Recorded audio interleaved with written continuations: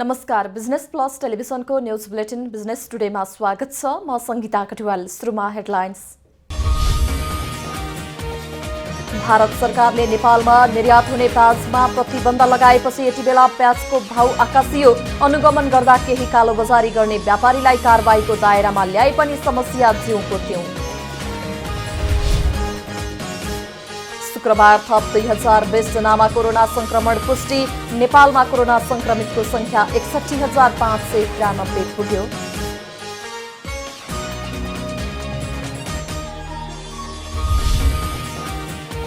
नेपालको झण्डा अंकित 2वटा रेल नेपाल आइपुग्यो। 2071 सालदेखि बन्द रेल सेवा आवश्यक कानून बनाएर दशैं तिहारपछि नियमित रूपमा सञ्चालनमा आउने।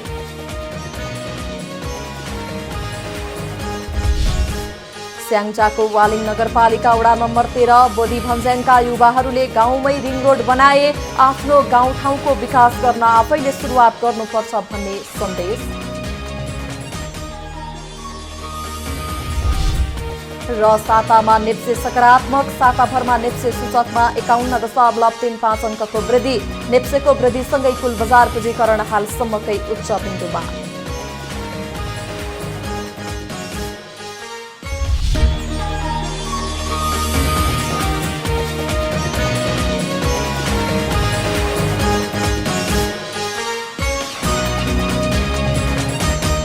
बिजनेस टुडेको सुरुमा बजार अनुगमन सम्बन्धी न्यूज।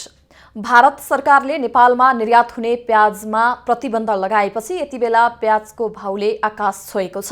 केही दिन अघि वाणिज्य तथा आपूर्ति मन्त्री लेखराज भट्टले बजार अनुगमन गर्दा केही कालोबजारी गर्ने व्यापारीलाई कारबाहीको दायरामा पनि ल्याए, तर समस्या जिउको त्यों छ। एक रिपोर्ट। प्याज त पहिले बेच्थे, प्याज बेच्दा अहिले त नआएर बेचिन्छ। हामी त यहीँ लिएर बेच्ने हो, यहीँ मार्केटमा लिएर बेच्ने हो। एक मुरी 1 रुपियाँ 1.5 रुपियाँ खाएर बेच्ने हो। अहिले ठ्याक्कै बन्द भयो, अब बेच्न पनि आउन पनि आउँदैन।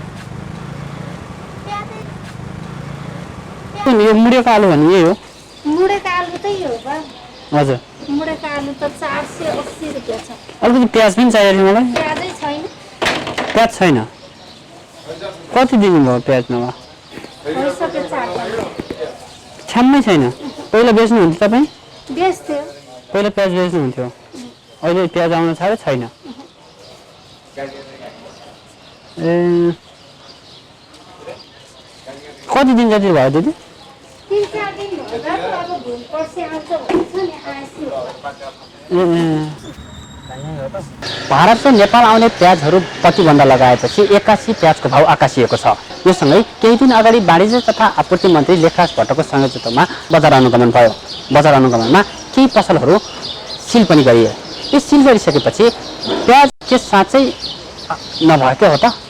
यो प्याजको आपूर्ति कसरी भइरहेको छ? यहाँ हामीले कालीमाटी र बल्कु बजारमा प्याजको अनुगमन गऱ्यौँ। यहाँ अनुगमन गर्दा ठुला होलसेल व्यापारीहरूले प्याज कुनै हातमा पनि छैन, यहाँ प्याज अपुग छ र प्याज आएको छैन, प्याज 1 गेडो पनि छैन भनेर हामीलाई प्रतिक्रिया दिए। के साँच्चै प्याज नभएको हो त? अब हामी केही खुद्रा पसलमा गएर प्याज छ कि छैन भनेर हामी निरीक्षण गर्दैछौँ। हेरौँ उक्त खुद्रा पसलमा प्याजको अवस्था कस्तो छ त? हामी तपाईहरुलाई खुद्रा पसलमा लग्दैछौँ। त्यसपछि हामी केही खुद्रा पसलमा पुग्यौँ र त्यहाँ प्याजको अवस्था के छ? के साँच्चै खुद्रा पसलमा नि प्याजको हाहाकार भएकै हो त? अलिकति प्याज चाहिएको छ। प्याज मलाई कतिसम्म दिन सक्नुहुन्छ? प्याज 140 छ, तपाईलाई 30 सम्म गरिदिन्छु। हैन, कति केजीसम्म मलाई दिन सक्नुहुन्छ? तपाईलाई कति चाहियो भन्नु न त? मलाई त लगभग 15-20 केजी चाहियो। कहिलेलाई? कहिलेसम्म दिन सक्नुहुन्छ? हैन, म त सकिहाल्छु नि। जहिले भन्नु अहिले भने अहिले, भोलि भने भोलि, भरे भने भरे। 20 केजी प्याज दिन सक्नुहुन्छ मलाई? 20 केजी? हजुर। 20 केजी प्याज त छैन, त्यहाँ होलसेलमा भयो भने दिन सक्छु। अहिले कति छ तपाईसँग? तपाईलाई अहिलेसम्म कहिलेसम्म चाहियो? मलाई बेलुका भोलि बिहान आउँछ। हुन्छ हुन्छ। अर्को प्याज कसरी हो? 120। यो 120 रुपियाँ केजी। यो ठुलो? यो एउटै हो। दुईटै एउटै हो? हजुर। ए, कति केजीसम्म दिन सक्नुहुन्छ मलाई? 4-5 केजी मात्रै? मलाई 15 केजी प्याज चाहिएको छ। 15 केजी छ। यति हो त प्लेटको।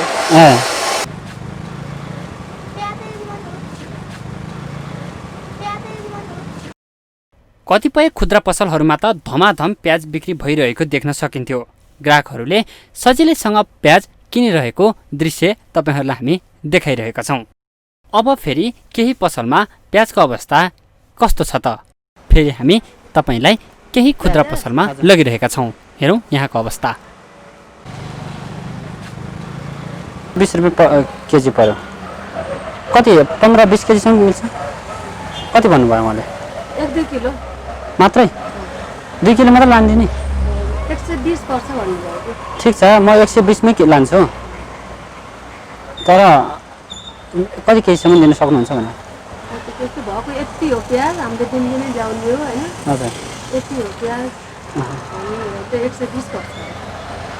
भनेपछि म 15 केजी लान सक्छु? हजुर 15 केजी अब के हो भने यति मात्रै हो प्याज, 15 केजी लान सक्छु? सकिन्छ।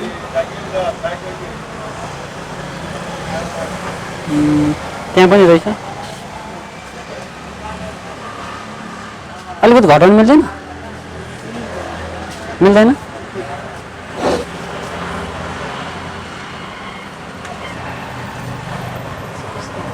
ठ्याक्कै के भन्नुभयो अब मैले थाहा भएन। हस् सक्दैन। हामीले तपाईहरूलाई प्याजको अवस्था जानकारी गराउने क्रममा हामीले कालीमाटी बल्खु लगायत विभिन्न खुद्रा पसलहरूमा अवलोकन गरायौँ। यो दृश्यले के देखाउँछ भने कालीमाटी बल्खु जस्ता होलसेल पसलमा प्याजको अभाव देखियो, तर खुद्रा पसलहरूमा एउटै व्यक्तिलाई 12-15 केजीसम्म प्याज उपलब्ध गराउने देखियो। यसले के देखाउँछ भने लेखराज भट्टले गर्नुभएको जुन अनुगमनको कति तीव्रता छ, यसले कति मान्यता पाएको छ यहाँ स्पष्ट रूपमा देख्न सकिन्छ। गर्नका लागि, देखाउनका लागि मात्र होइन, यो कार्यान्वयन गर्नका लागि पनि महत्त्वपूर्ण कुरा हो। यसमा सरकार पक्षले राम्रोसँग निगरानी गर्नु र निरीक्षण गर्नु अत्यन्तै जरुरी छ। नेपालमा शुक्रबार थप 2020 जनामा कोरोना संक्रमण पुष्टि भएको छ। यो सँगै नेपालमा कोरोना संक्रमितको संख्या 61,593 पुगेको छ। स्वास्थ्य तथा जनसंख्या मन्त्रालयका अनुसार गत 24 घण्टामा थप 7 जनाको कोरोना संक्रमणका कारण मृत्यु भएको छ। हालसम्म कोरोना संक्रमणका कारण 390 जनाको मृत्यु पुष्टि भएको छ। हालसम्म डिस्चार्ज भएर घर फर्कनेको संख्या 42,949 पुगेको छ।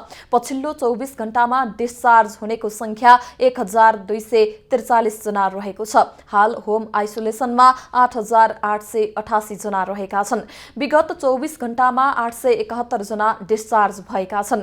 हालसम्म 43,820 जना डिस्चार्ज भएका छन्। हाल आइसियुमा 173 जना रहेका छन्। विगत 24 घण्टामा 871 डिस्चार्ज भएका छन्। हाल क्वारेन्टिनमा 7,736 जना रहेका छन्।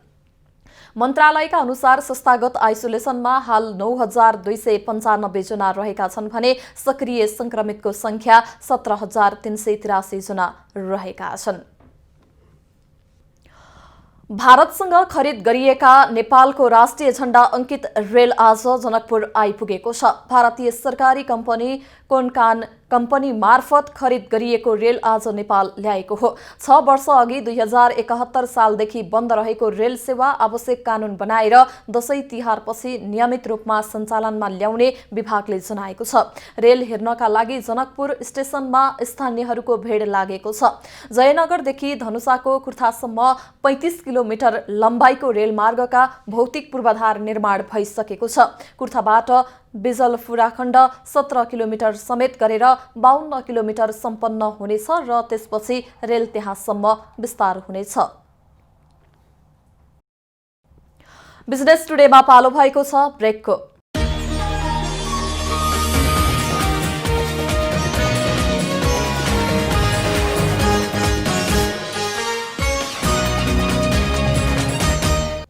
बिजनेस टुडेमा पुनः स्वागत छ। अब बाँकी समाचार। औषधिको कच्चा पदार्थमा भ्याट छुट नदिएका कारण समग्र औषधि उद्योग अहिले प्रभावित बनेको छ। सरकारले स्वदेशी औषधि उद्योगको प्रवर्धनका लागि चालू आर्थिक वर्षको बजेट मार्फत कच्चा पदार्थ र प्याकिङ मेटेरियलमा भ्याट छुट दिने घोषणा गरे पनि यसको कार्यान्वयन भने भएको छैन। सरकारले स्वदेशी उद्योगलाई प्रोत्साहन गर्ने नीति अख्तियार गरेको भनिरहँदा औषधिको कच्चा पदार्थमा भ्याट छुट नदिएका कारण समग्र औषधि उद्योग अहिले प्रभावित बनेको छ। सरकारले स्वदेशी औषधि उद्योगको प्रबन्धनका लागि चालु आर्थिक वर्षको बजेट मार्फत कच्चा पदार्थ र प्याकिङ मेटेरियलमा भ्याट छुट दिने घोषणा गरे पनि यसको कार्यान्वयन भने भएको छैन। राजपत्रमा त्यो आउँदाखेरि चाहिँ त्यो चाहिँ केही टेक्निकल ल्याङ्ग्वेजको कारणले गर्दा चाहिँ पहिले आएर चाहिँ हामीलाई चाहिँ हाम्रो सायद कच्चा पदार्थहरू भयो, हाम्रो केही प्याकेजिङ मेटेरियलमा भयो र हाम्रो चाहिँ अति आवश्यक पर्ने जुन चाहिँ एसेन्सियल आइटम हुन्छ जस्तो एक्सिपिएन्ट छ तिनीहरूमा चाहिँ अझै पनि भ्याट लागिरहेछ र यो भ्याट चाहिँ झुक्केर यो चाहिँ राजपत्रमा आएको हो। यसलाई चाहिँ हामी चाहिँ चेन्ज गर्छौँ, यसलाई चाहिँ हटाउँछौँ भनेर अर्थ मन्त्रालयका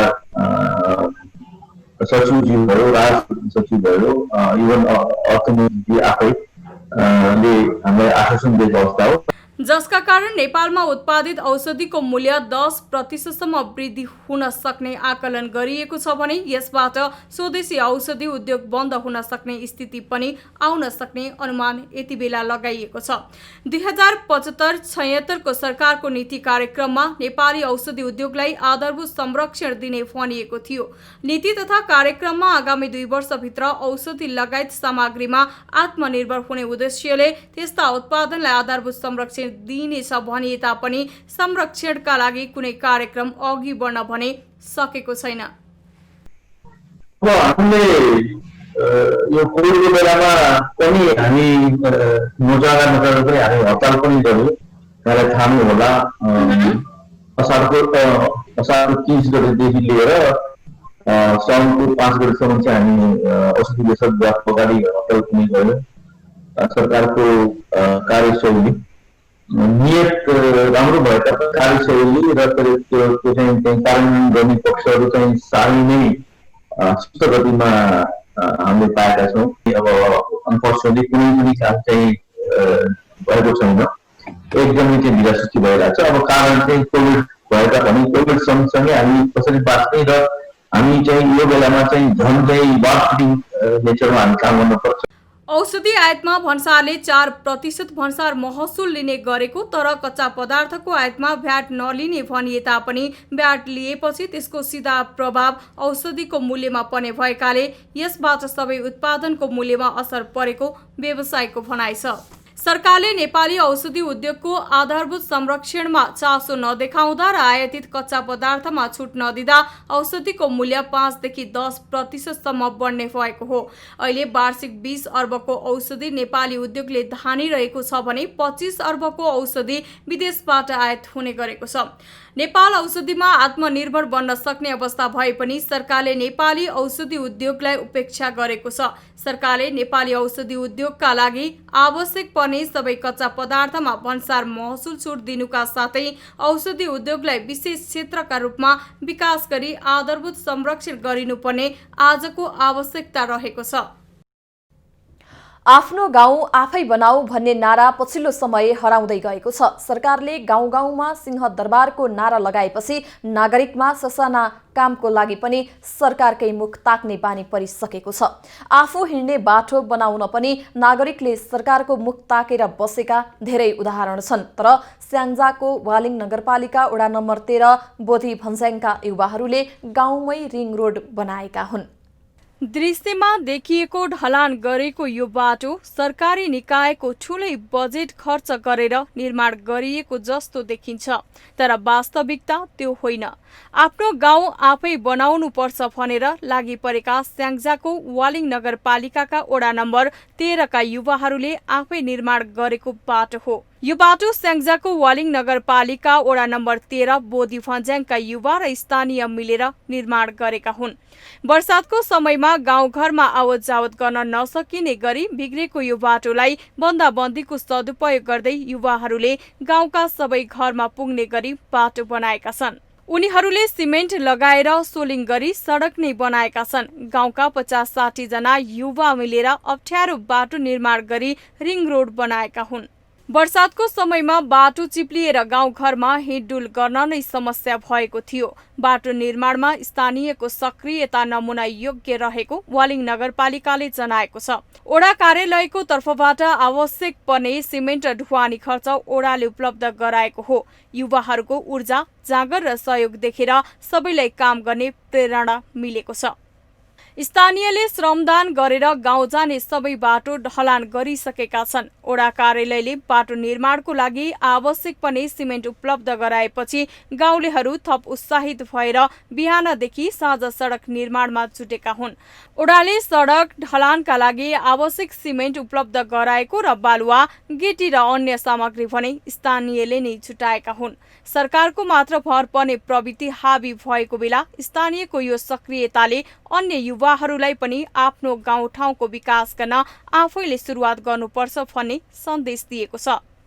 बाटो ढलान भएपछि स्थानीय मात्र नभई विद्यालयका विद्यार्थी र शिक्षकहरूले समेत सहज रूपमा आवत जावत गर्न सक्ने भएका छन्। वालिङ नगरपालिकाका स्थानीयका कामबाट अन्य ठाउँका मानिसहरूले पनि केही सिक्न आवश्यक छ। बिजनेस प्लस टेलिभिजनका लागि स्याङ्जा सहकर्मी मोहन सुनारको रिपोर्ट। पर्सा जिल्लामा 2 महिनाभन्दा लामो निषेधाज्ञाका कारण कुखुरा व्यवसायीहरूले निकै नोक्सानी बेहोर्नु परेको छ। कोरोना महामारीले गर्दा लगाइएको निषेधाज्ञाले कुखुरा तथा मासु पसलहरू बन्द भएपछि पर्साका कुखुरा व्यवसायीहरूले कुखुरा बिक्री गर्न नपाएपछि समस्या भएको हो। पर्सा जिल्लामा 1000 को हाराहारीमा कुखुरा फार्म सञ्चालनमा छन्। उक्त कुखुरा फार्मले वीरगञ्जमा मात्र नभई काठमाडौँमा पनि ठूलो मात्रामा कुखुरा पठाउने गरेका थिए। तर अहिले कोरोना महामारीले वीरगञ्ज बजार बन्द हुँदा बिक्री हुन सकेको छैन भने यातायात समेत बन्द भएकोले काठमाडौँ पठाउन नसकेको व्यवसायीहरूको गुनासो छ। बन्दाबन्दीको कारण कतिपय कुखुराहरू मरिरहेको अवस्थामा छ भने कुखुरा बिक्री नहुँदा दैनिक जीवनयापन का साथै घर भाडा तिर्न समेत गाह्रो परिरहेको छ। बन्दाबन्दी हुनुभन्दा पहिले प्रति किलो 450 रुपियाँमा बिक्री भएको कुखुरा अहिले 200 रुपियाँमा समेत बिक्री हुन सकेको छैन। कुखुरालाई आवश्यक पर्ने दाना र अन्य खाद्य सामग्रीको पनि अभाव त्यत्तिकै रहेको छ।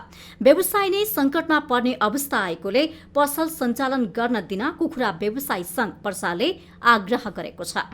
लामो समयको निषेधाज्ञालाई खुकुरो बनाउँदै बजार, तरकारी तथा फलफूल बिक्री गर्न स्थानीय प्रशासनले अनुमति दिए पनि माछा मासु पसल भने अहिलेसम्म बिक्री गर्न दिएको छैन। कुखुराको बिक्रीमा रोक नलगाउन संघीय सरकार र प्रदेश सरकारले पटक पटक जिल्ला प्रशासनलाई परिपत्र समेत गरेका छन्, तर पनि व्यवसाय सञ्चालनमा आउन सकेका छैनन्। बिजनेस प्लस टेलिभिजनको लागि पर्सा सहकर्मी ग्यासु मिया र क्यामेरामा नितेश कर्णको सहयोगमा जिल्ला ब्युरो। देशभरका यातायात व्यवसायीहरूले बिहिबारबाट लामो दूरीका सार्वजनिक यातायात सञ्चालनमा ल्याएका छन्। 50% बढी भाडा लिएर 50% यात्रु बोक्न पाउने गरी सोमबार बसेको मन्त्री परिषद बैठकले लामो दूरीका सवारी सञ्चालन अनुमति दिएपछि व्यवसायीहरूले सेवा सुरु गरेका हुन्।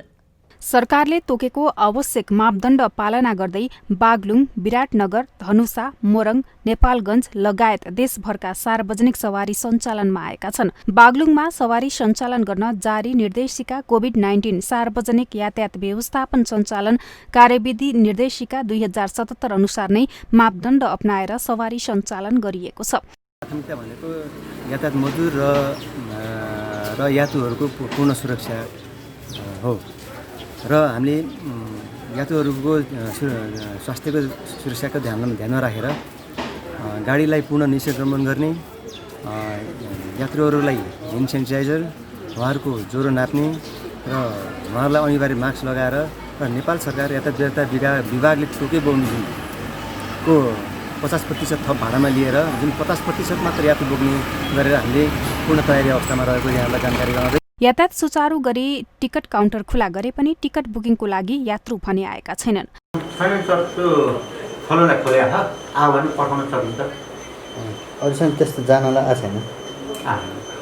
सार्वजनिक यातायात सुचारू भएसँगै नेपालगञ्ज र कोहलपुर बस पार्कमा बिहानैदेखि चहल पहल बढेको थियो। यातायातसँगै नेपालगञ्जमा लामो समयदेखि बन्द रहेका होटल व्यवसाय पनि सञ्चालनमा आएका छन्।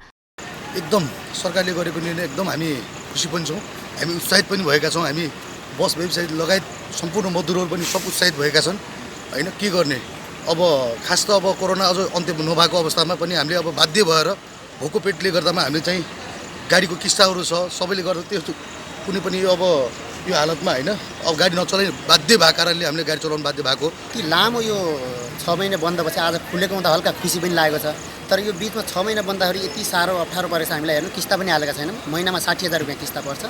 अनि यो 6 महिना हामीले के यस्तै बसेरै हामी कोठा भाडा लिएर बस्यौँ, यति अप्ठ्यारो परेको अवस्था छ कि अहिले चाहिँ हल्का खुसी लागेको छ, आजबाट खुलेको छ। लामो समय बन्द रहेको सार्वजनिक यातायात सरकारले सञ्चालन गर्ने निर्णय गरेसँगै विराटनगरका यातायात मजदुरले पनि राहत महसुस गरेका छन्। लामो 7 महिनादेखि गाडी बसेकोले गर्दा टायर इन्जिन खिया लागिसकेको छ। अब त्यसको लागि के कस्तो तयारी छ, ब्याट्रीहरू बसेको छ, चार्जमा दिनुपर्ने, त्यसैको लागि सञ्चालन हुने चाहिँ तयारी भइसकेको छ। अहिले काठमाडौँको माइक्रोहरू बुकिङको अवस्था गरिरहेको छन् साथीहरूले। अनि अब अरू सबैभन्दा हाम्रो जिम्मेवारी पक्ष चाहिँ के छ भने अहिले यो अब गाडी सञ्चालन गर्नको लागि यात्रुहरूलाई सुरक्षित राख्नको लागि सेनिटाइजर गर्नुपर्ने, गाडी सेनिटाइजर गर्नुपर्ने मेन चाहिँ प्रमुख चाहिँ त्यो छ। त्यसले गर्दाखेरि आजको हाम्रो तयारी चाहिँ भोलि बसहरूलाई सेनिटाइजर गर्ने र हाम्रो चालक सहचालक कन्डक्टर साथीहरूलाई चाहिँ कसरी अब तपाईँलाई यो कोरोनाबाट बच्न सकिन्छ, आफू पनि बच्ने र अरूलाई पनि कसरी बचाउने भन्ने हिसाबले त्यो प्रशिक्षण पनि दिने काम आज बेलुका हामीले गर्ने तयारी गरेका छौँ। सरकारले तोकेको भाडा दरमै यातायात सुरु गरिएको र सरकारले तोकेको भन्दा बढी भाडा नलिने मोरङका व्यवसायीले बताएका छन्। गाडीभित्र कोरोनाबाट बस्न उच्च सुरक्षा सतर्कता अपनाइएको छ। त्यस्तै धनुषामा पनि 6 महिनाको बन्दाबन्दीले बैंकको ब्याज बुझाउन समेत नसकेको अवस्थामा केही राहत मिलेको व्यवसायीले बताएका छन्। 2 सिटमा 1 जना मात्र यात्रु राखेर 50% भन्दा बढी भाडा लिएर सवारी सञ्चालन गर्न सरकारले अनुमति दिएको छ। सार्वजनिक सवारीको प्रयोग गर्दा गाडी चालक, सहचालक तथा यात्रुले स्वास्थ्यका मापदण्ड भने अनिवार्य पालना गर्नुपर्नेछ। बिजनेस टुडेमा पालो भएको छ ब्रेकको।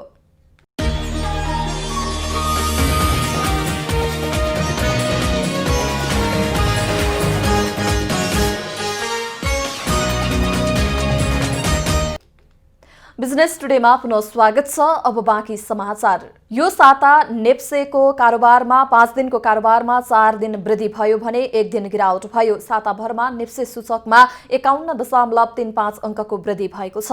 नेप्सेको वृद्धिसँगै कुल बजार पुँजीकरण हालसम्मकै उच्च बिन्दुमा पुगेको छ।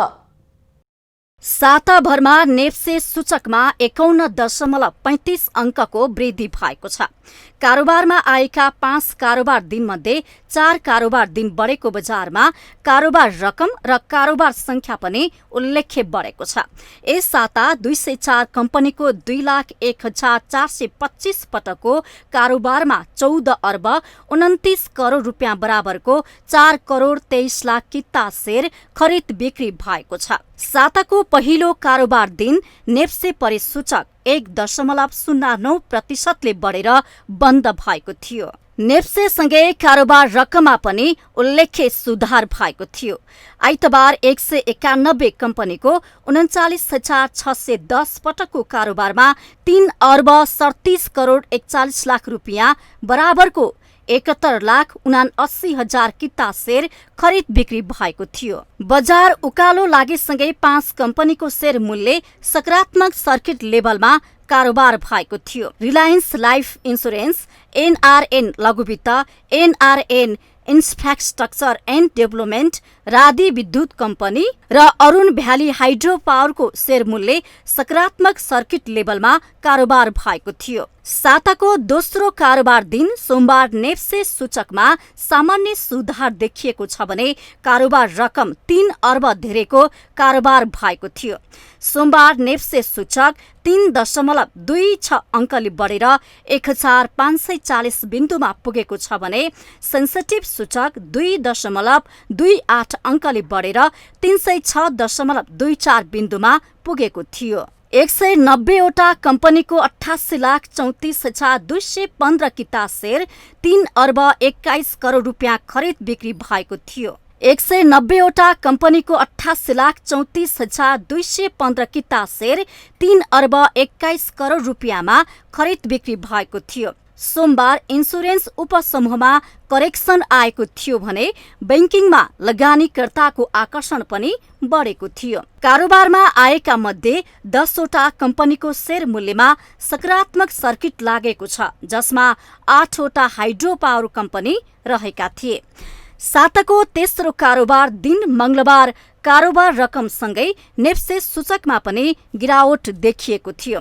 कारोबारमा आएका मध्ये 105वटा कम्पनीको शेयर मूल्य घट्दा नेप्से सूचक 4.47 अङ्कले घटेर 1536 बिन्दुमा झरेको थियो। 191वटा कम्पनीको 57,23,563 किता शेयर 1 अर्ब 80 करोड रुपियाँमा खरिद बिक्री भएको थियो। अघिल्लो दिन सोमबार 3 अर्ब 21 करोड रुपियाँ बराबरको शेयर कारोबार भएकोमा मंगलबार कारोबार रकम 1 अर्ब 41 करोड रुपियाँले घटेको थियो।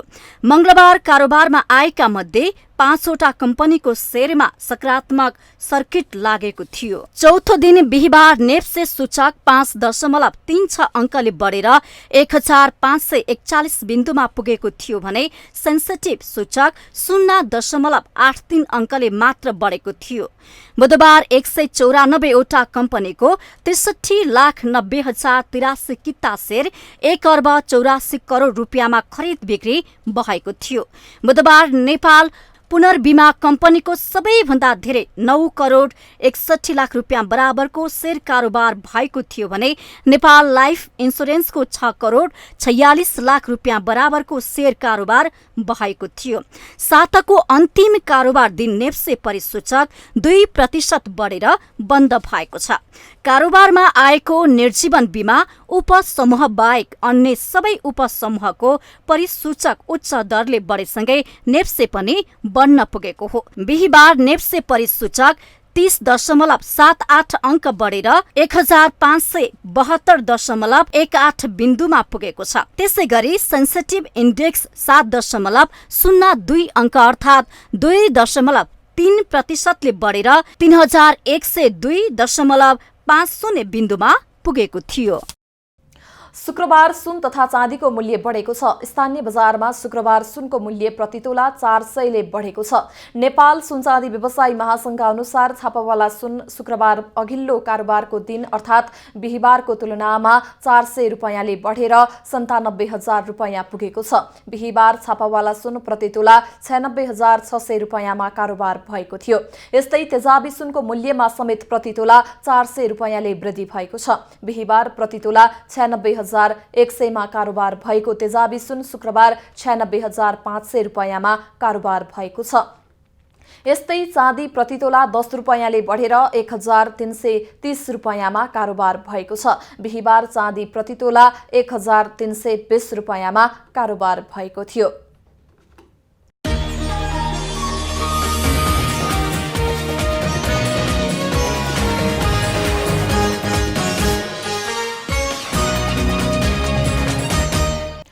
नेपाल एलपी ग्यास उद्योग संघले खाना पकाउने एलपी ग्यासमा प्रयोग हुने खाली सिलिन्डरको मूल्य तोकेको छ। ग्यास विक्रेताले फरक फरक मूल्यमा खाली सिलिन्डरको मूल्य लिएको भन्दै संघले पहिलो चरणमा बागमती प्रदेशभित्र सञ्चालनमा रहेका उद्योगका सिलिन्डरको मूल्य तोकेको जनाएको छ।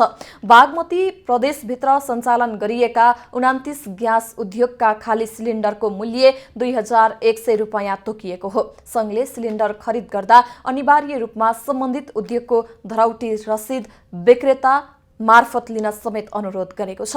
संघले आफ्नो कम्पनी बाहेक अरूको खाली सिलिन्डर साट्नु गैरकानूनी भएको भन्दै साटेको थाहा पाएमा कारबाही गर्ने जनाएको छ।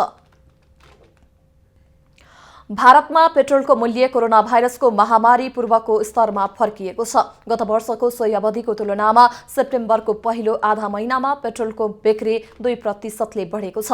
अगस्तको तुलनामा भने बिक्री 7% धेरै छ। यद्यपि गत वर्षको सोही अवधिको तुलनामा समीक्षा अवधिमा डिजेलको बिक्री भने 5.5% तल छ। अघिल्लो महिनाको तुलनामा भने सेप्टेम्बरमा बिक्री 20% ले बढेको छ। जुन र जुलाईमा कमजोर पुनर्बहालीपछि समीक्षा अवधि अवधिमा मागमा नाटकीय सुधार आएको छ। गत वर्षको सोही अवधिको तुलनामा अगस्तमा डिजेल र पेट्रोलको बिक्री क्रमशः 21% र 7.4%ले घटेको थियो। लकडाउनको बेलामा समेत खाना पकाउने ग्यासको खपत भने उच्च रहेको थियो। गत वर्षको सोही अवधिको तुलनामा सेप्टेम्बरमा खाना पकाउने ग्यासको माग 13%ले बढेको छ। बुलेटिनको अन्त्यमा अहिलेसम्मका हेडलाइन्स। भारत सरकारले नेपालमा निर्यात हुने प्याजमा प्रतिबन्ध लगाएपछि यति बेला प्याजको भाउ आकाशियो। अनुगमन गर्दा केही कालोबजारी गर्ने व्यापारीलाई कारबाहीको दायरामा ल्याए पनि समस्या जिउँको त्यों। शुक्रबार थप 2020 जनामा कोरोना संक्रमण पुष्टि। नेपालमा कोरोना संक्रमितको संख्या 61,593 पुग्यो।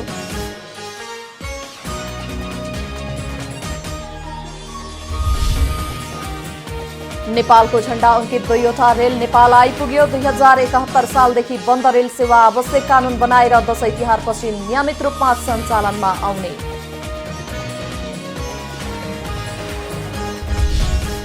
स्याङ्जाको वालिङ नगरपालिका वडा नम्बर 13 बोदी भन्ज्याङका युवाहरूले गाउँमै रिङ रोड बनाए।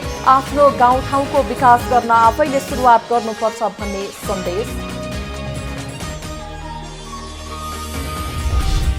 र सातामा नेप्से सकारात्मक। साताभरमा नेप्से सूचकमा 51.35 अङ्कको वृद्धि। नेप्सेको वृद्धिसँगै कुल बजार पूँजीकरण हालसम्मकै उच्च बिन्दुमा।